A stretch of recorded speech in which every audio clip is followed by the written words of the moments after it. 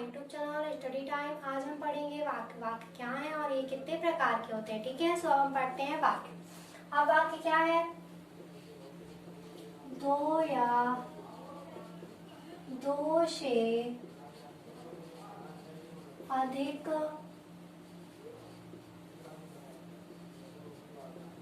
शब्दों का समूह जिसका एक सार्थक अर्थ निकलता हो उसे वाक्य कहते हैं। दो या दो से अधिक शब्दों का समूह जिसका एक सार्थक अर्थ निकलता हो उसे वाक्य कहते हैं। ठीक है, अब वाक्य सबसे पहले देखते हैं वाक्य के अंग। वाक्य के अंग कितने प्रकार के होते हैं? वाक्य के अंग दो प्रकार के होते हैं। सबसे पहले कौन कौन सा? उद्देश्य और दूसरा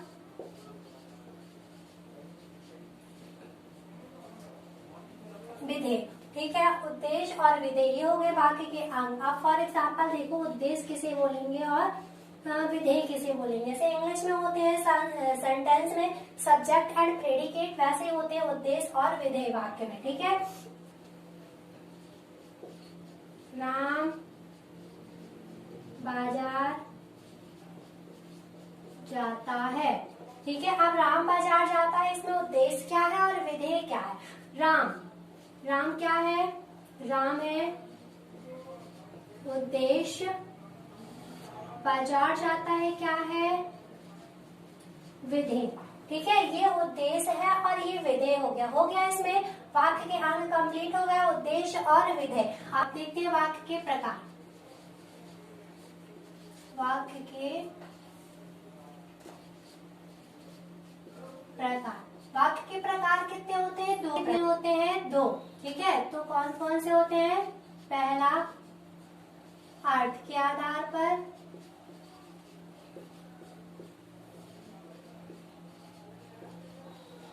अर्थ के आधार पर वाक्य कितने होते हैं? 8 प्रकार के। ठीक है, और दूसरा है अब अर्थ के आधार पर कौन कौन से होते हैं ये देख लेते हैं हम। पहला विधिवाचक,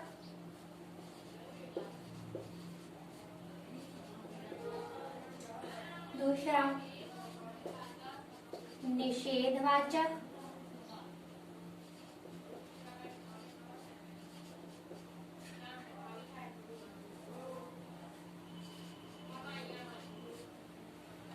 तीसरा प्रश्नवाचक,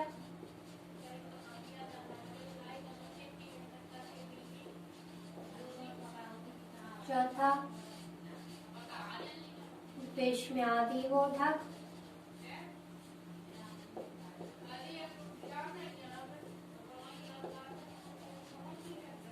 अब पांचवा इच्छावाची,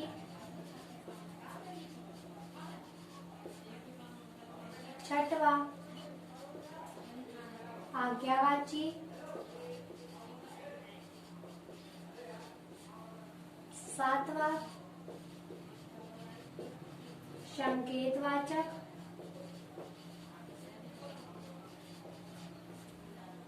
और आठवां है संदेहवाचक।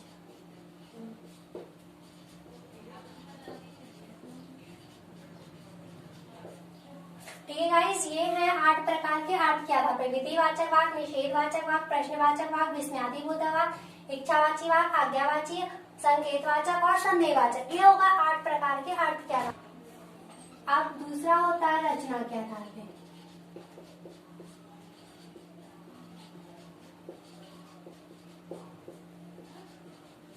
रचना के आधार पर वाक्य कितने होते हैं? 3। ठीक है, पहला सरल या साधारण वाक्य, दूसरा मिश्र वाक्य, तीसरा संयुक्त वाक्य। ठीक है, ये हो गया रचना के आधार पे 3 प्रकार के। अब हम अर्थ के आधार पे उनको डिफाइन करेंगे। जो अर्थ के आधार पे 8 प्रकार के टाइप थे उनको डिफाइन करके देखेंगे।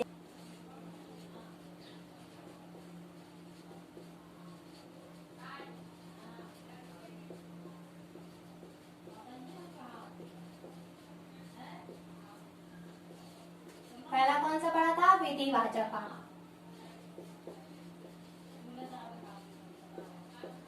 विधिवाचक वाक्य, ठीक है। अब विधिवाचक वाक्य क्या है? वे वाक्य जिसमें क्रिया या कार्य के होने का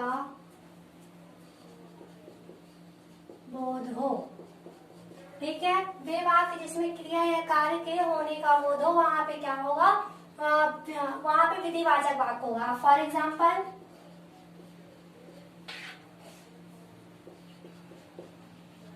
मोहन दौड़ता है। अब मोहन दौड़ता है, क्या है ये? समझ में आ रहा है कि क्रिया कार्य हो रहा है, क्या कर रहा है? मोहन दौड़ रहा है। तो जहाँ पे समझ में आए कि क्रिया या कार्य हो रहा है, वहां पे क्या होगा? विधिवाचक वाक्य। अब दूसरा देखते हैं, निषेधवाचक वाक्य।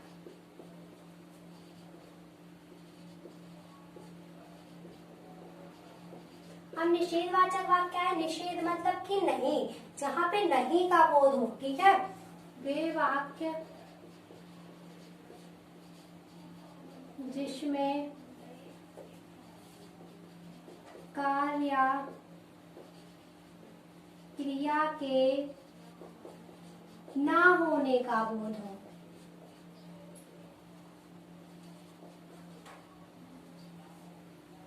ना होने का बोध हो।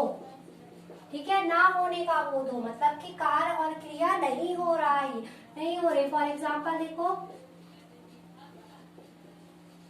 राधा स्कूल नहीं जाती। ठीक है, समझ में आ रहा है? राधा स्कूल नहीं जा रही मतलब नहीं का बोध हो रहा है। तो निषेधवाचक वाक्य में क्या होगा? जहाँ पे नहीं का बोध हो वहां पे क्या होगा? निषेधवाचक वाक्य होगा। आप देखते हैं थर्ड, प्रश्नवाचक वाक्य। वे वाक्य जहाँ पर प्रश्न होने का बोध हो। ठीक है, वे वाक्य जहाँ पे क्या हो? प्रश्न होने का बोध हो, जहाँ समझ में आए क्या है? हमसे प्रश्न पूछा जा रहा है। फॉर एग्जाम्पल, तुम कौन हो, या आप कहाँ जा रहे हो, आप कहाँ से आए हो, आप क्या हो। तो वहीं पे जहाँ पे क्वेश्चन समझ में आए कि यहाँ पे क्वेश्चन पूछा जा रहा है, वहां होगा प्रश्नवाचक। अब चौथा देखते हैं, चौथा क्या है? विस्मयादि बोधक।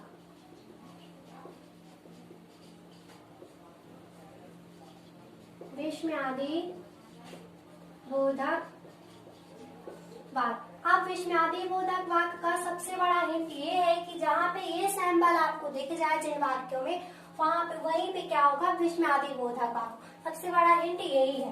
और देखो डेफिनेशन क्या होता है? जिन वाक्यों में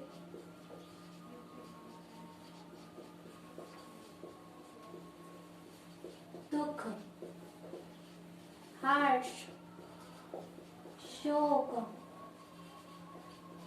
घृणा, आश्चर्य,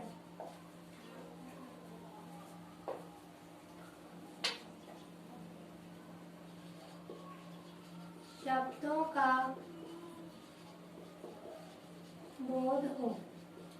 ठीक है, जिन वाक्यों में हर्ष, शोक, घृणा, आश्चर्य आदि शब्दों का बोध होता है, वहां पे क्या होता है? विस्मयादि बोधक होता है, विस्मयादि बोधक वाक्य होता है। फॉर एग्जाम्पल,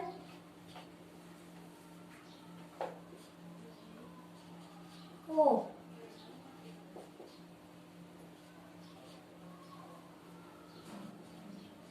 तुम पास हो गए।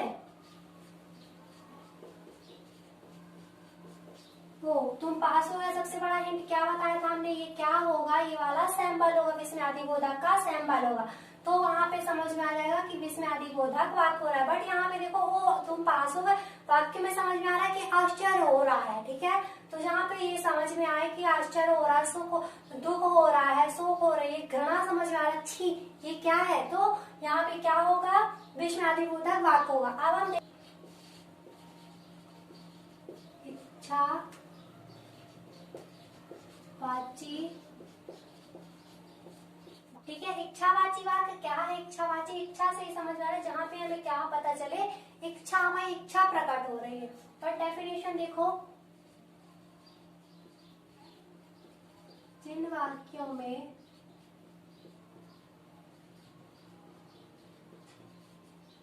आशीर्वाद, मंगल कामनाएं,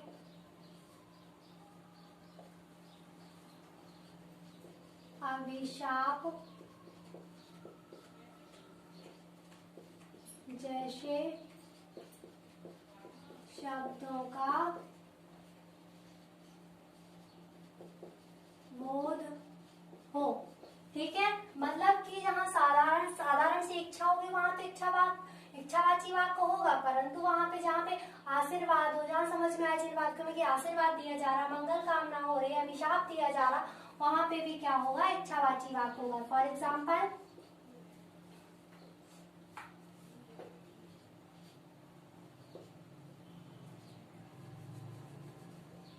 मुझे फल खाना है, ये हो गई साधारण सी इच्छा, तो यहाँ पे भी इच्छावाची वाक्य होगा। दूसरा देखो, आशीर्वाद मंगल कामना, जैसे आपकी यात्रा मंगलमय हो। समझ में आ रहा है कि क्या हो रहा? मंगल कामना की जा रही है, तो वहां पे भी इच्छावाची वाक्य होगा। अब हम देखते हैं छठवां, आज्ञावाची।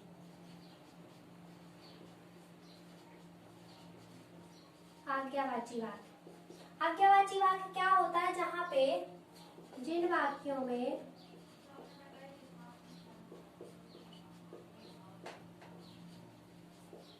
आग्रह, निर्देश, सलाह, अनुमति, उपदेश जैसे शब्दों का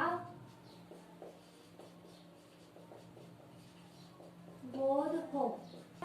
जिन वाक्यों में आग्रह, सलाह, अनुमति, उपदेश जैसे शब्दों का बोध हो, वहां पे क्या होगा? आज्ञावाची वाक्य होगा। फॉर एग्जाम्पल, मुझे पिकनिक में जाना है। क्या ली जा रही है? सब क्या लिया जा रहा है? अनुमति ली जा रही है। अगर बोल दिया जाए कि आप पढ़ो, तो आप पढ़ोगे तो पास हो जाओगे, क्या दिया जा रहा? उपदेश दिया जा रहा, आपको वहां नहीं जाना, आप यहाँ वो बेकार जगह है, या वहां जाना सही नहीं है, ये क्या दी जा रही? सलाह दी जा रही। जहाँ पे ऐसे वाक्यों का समझ में आए, ये वाक्य समझ में आए कि सलाह हो रही, अनुमति दी जा रही, निर्देश किया जा रहा, हमसे ऑर्डर दिया जा रहा, वहां पे क्या होगा? आज्ञावाची वाक्य होगा।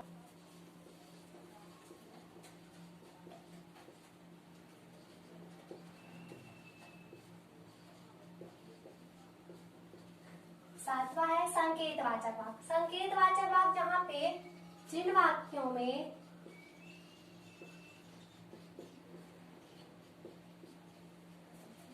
एक क्रिया या एक कार्य के रूप में अन्य क्रिया या कारक, क्रिया या कार्य का संकेत हो। ठीक है, जहां पर एक क्रिया या कार्य के रूप में अन्य कार्य या क्रिया का संकेत हो वहां पे क्या होगा, संकेतवाचक वाक्य होगा। फॉर एग्जाम्पल, आप मेहनत करोगे तो सफलता मिलेगी। ठीक है, यहाँ पे क्या हो रहा है, कार्य और क्रिया दोनों, कार्य तो कर रहा है कि वो मेहनत कर रहा है, अगर तो फिर अन्य क्रिया भी हो रही है ना कि तभी सफलता मिलेगी, जब वो मेहनत करेगा तभी सफलता मिलेगी। ये हो गया संकेतवाचक। अब देखते हैं आठवां और आखिरी, 8 के आधार पे संदेहवाचक वाक्य।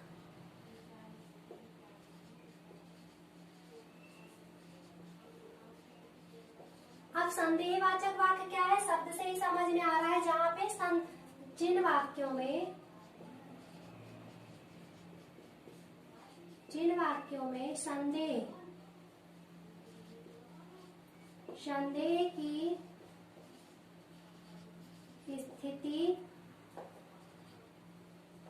संदेह की स्थिति बनी हो, वहां पे क्या होता है, संदेहवाचक वाक्य होता है। फॉर एग्जाम्पल,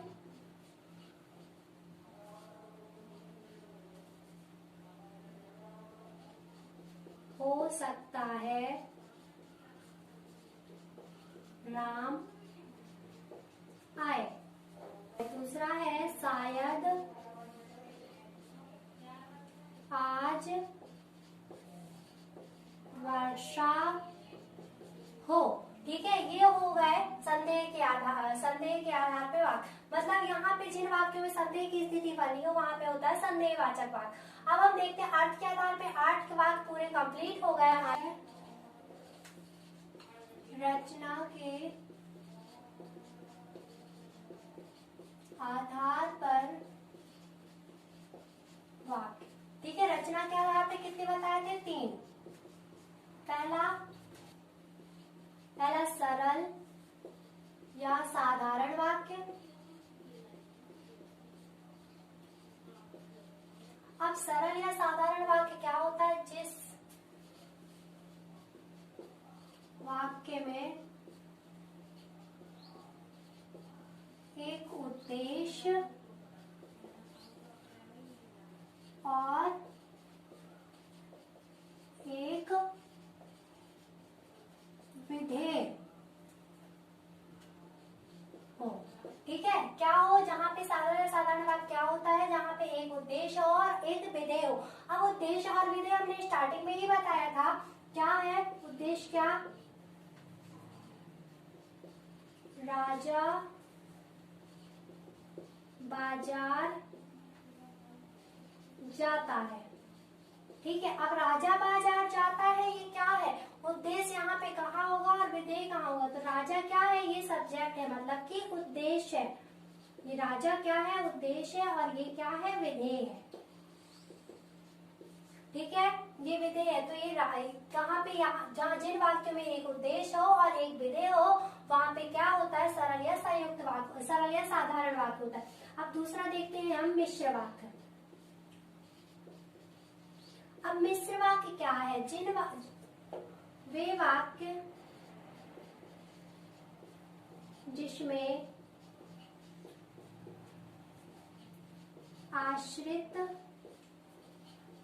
उपवाक्य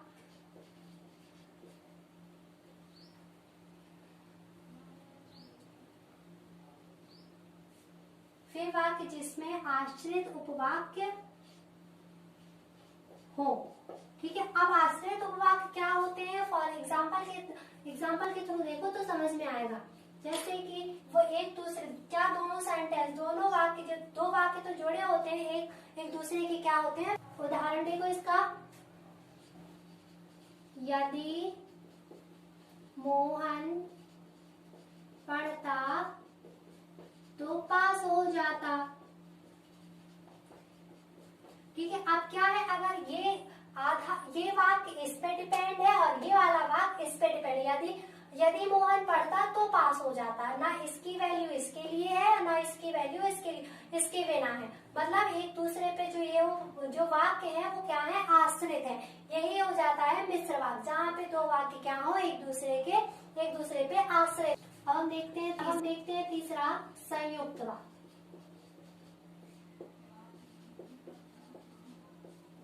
क्या है, वे वाक्य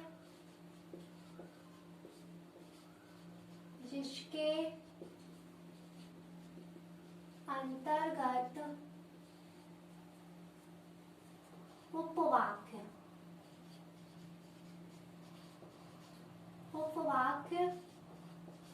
पूर्ण रूप से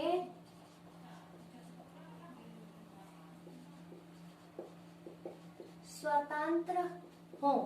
ठीक है, वे वाक्य इसके अंतर्गत उपवाक्य पूर्ण रूप से स्वतंत्र हो। मतलब जैसे अभी हमने पढ़ा था मिश्र वाक्य में वो एक दूसरे पे आश्रित होते हैं, बट इसमें ऐसा नहीं होता। वहां पे क्या होते हैं, एक पूर्ण रूप से उपवाक्य क्या होता है, स्वतंत्र होता है। और इसका जो हिंट देखो, जहां पे ये वर्ड हो लेकिन, किंतु, परंतु, तथा, या, अथवा, और, अगर ऐसे वर्ड आ रहे हैं जो दो वाक्यों को क्या कर रहे हैं, जोड़ रहे हैं, तो वो क्या होगा, वहां पे संयुक्त वाक्य होगा। ये क्या है, ये मोटे तौर पे ये याद रखना साधारण तरीके से कि यहाँ जहाँ पे ये वर्ड मिल जाए वहां पे क्या होगा, संयुक्त वाक्य होगा। फॉर एग्जाम्पल, राधा और गीता पढ़ती है। ठीक है, अब ये क्या है, ये जोड़ रहा है, संयुक्त वाक्य के रूप में कार्य कर रहा है। बट यहाँ देखो ये इससे कोई मतलब नहीं है इस वाले वाक्य को। गीता पढ़ती है, ये भी हो सकता, पूर्ण रूप से स्वतंत्र है वो कि नहीं है, यही हो जाएगा। लेकिन अब जैसे देखो, राम तथा अजय बाजार गए, जोड़ दिया उसने, जोड़ दिया। ये वर्ड अगर ये समझ में आ रहे हैं कि यहाँ पे ये वर्ड समझ में आए, वहां पे क्या होगा, संयुक्त वाक्य होगा। अब ये हो गया गाइस वाक्य।